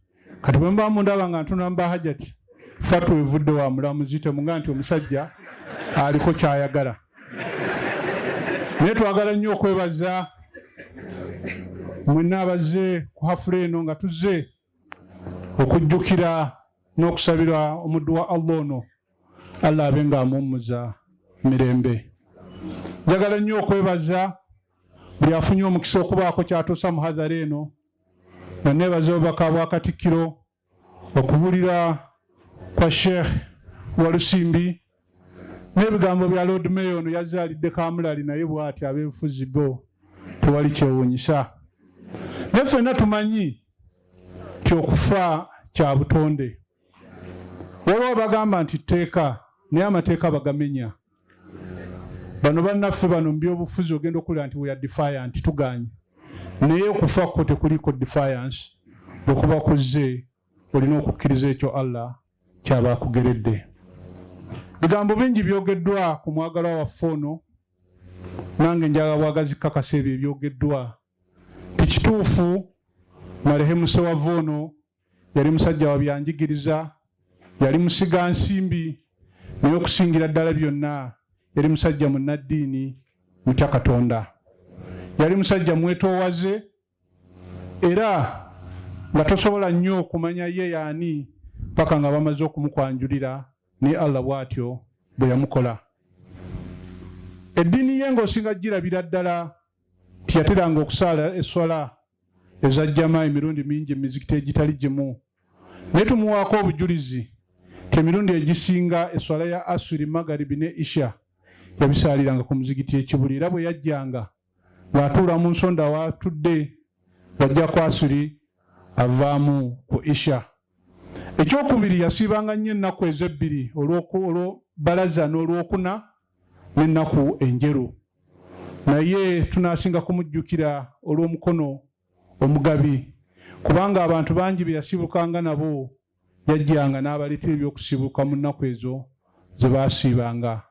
Twebaza Allah olw'ebyo byonna basobola okumuwa era n'obulungi bwonna bwe yasobola okutuusa eri abantu. Ekyokubiri tujja kumujjukira nnyo nga musiga nsimbi. Asobodde okusomesa abaana bangi, awadde abantu bangi emirimu, era ku ekyo ndowooza kyalese ng'omukululo mu ggwanga lyaffe lino Uganda. Bw'oba olina ky'oyinza okumujjukirako oba kyenjagala okwogerako olwaleero y'engeri gye yafaamu. Kiba tugamba yali azze oba yali ava mu kino ekifo, naye ndowooza mu kkubo awo n'asinkana ne malayika mawuti ne bakwatagana. Kyenjagala okwogerako ti ffenna tumanye ti mu nsi muno mwetuli, naye essaawa yonna dda eri Mukama Katonda wo, banga weetegese kikyogenda okwanjula eri Mukama Katonda wo. Ekyokubiri bantu kuyiga kulaama. Malayika mawuti toyinza kumanya weegenda kukusanga olyoka ogigambe nti mpaayo eddakiika nkole eddaame lyange. Buli muntu Allah gw'abawadde ebyobugagga, baana, ssente, buli kimu, olina obuvunaanyizibwa okukola ekiraamo ng'okyali mulamu. Buli lw'otakikola oba oleese obuzibu eri ggwe nnyini kyo yakikola n'abo abaana b'oba olese mu nsi. Omuntu ng'olina ebyobugagga, buli lw'otaalaame emmaali yo oba ogiwadde bannaffe bano abaasoma amateeka. baba bajja kubeera omwo bakayane ono point of order ono point of this bwe bamala bagende omulamuzi adjournment ku makya katumbeera awo myaka gyonna naye ng'ensobi yava ku ggwe obutalaama. Njagala okwebaza abakuza tibatukakasa nti marehemu yaleka ekiraamo era nga tubasaba mmwe be yalekera obuvunaanyizibwa ekiraamo kye mukiteeke mu nkola. Bino byonna bye twogera bwe liba nga tewaliiwo ddaame kizibu empire eno okusigala ng'etambula. Kisanyusa nti yateekawo structures na buli kimu ekisobola okutambulirako ebintu bye ng'avudde mu nsi naye ekisobola okunyweza ebintu ebyo eddaame lye yaleka n'emikwano gye eginaateeka eddaame lino mu nkola. Awo tujja okusabira abaana nti kitammwe yakola omulimu gwe mulina okugutwala mu maaso naye ng'okusingira ddala muteeke bye yali ayagala mu nkola. Yayagala ebintu bye bisigale nga bikula bwe muba mumwagala nnyo ekyo kye mulina okuba nga mumusasula mukwatagane mukkiriziganye ku ebyo bye yali ayagala nammwe mubiteeke mu nkola. Ekyokubiri ekinaabayamba mwesige nnyo mikwano gya kitammwe mugendeeyo babawa amagezi bababuulirire muleme kwetengera lunaku olusooka mumanye nti bano be baali mikwano gya kitaffe babe nga bababuulira mu lwatu ne mu kyama lwe tunaasobola okubaako ekyo kye tuggusa empaya eno neteggwawo. Ffenna tumanyi nti omunene waava wabeerawo obuyuguumo naye njagala okwebaza abaana n'abakuza tikati ndooza mwezi gumu 2-3 kasooka omwagala waavaawo naye tetunawulirawo kayuguumo. Tusabira kaleme kujja mutambulizaawo empaya eno ekule abantu bonna basobole okugifunamu omugaso. Mwebale kuleeta ddaame lya kitammwe ne mubaako ennyiririze mutuwa kise yalinga asingira ddala okwagala. Mwekyo waliwo obubaka abaana bwe basomye obugamba mutye Katonda kyadde kitambulira awo. Obubaka obondoza abaana bayogedde batunuulidde Katikkiro kubanga mwadde mu layini esembayo nti ayagala nnyo okuyita abantu bajja eri obusiraamu ndowooza yali agambako ggwe. Assalamu alaikum wa rahmatullahi wa barakatuh. Wa alaikum salam wa rahmatullahi wa barakatuh. Obwo bwe bugalo era mubuulidde ate era tusobola obugoberezaako ne takbiira. Allahu akbar. La ilaha illallah. Allahu akbar. Allahu akbar walillahi alhamdu. Sema mukadde waffe Embuga tweyanziza nnyo obubaka bw'otuusizza ku lwa musajjawo era nga oggalawo omukolo guno. Tusiimye okuyitibwa n'ojja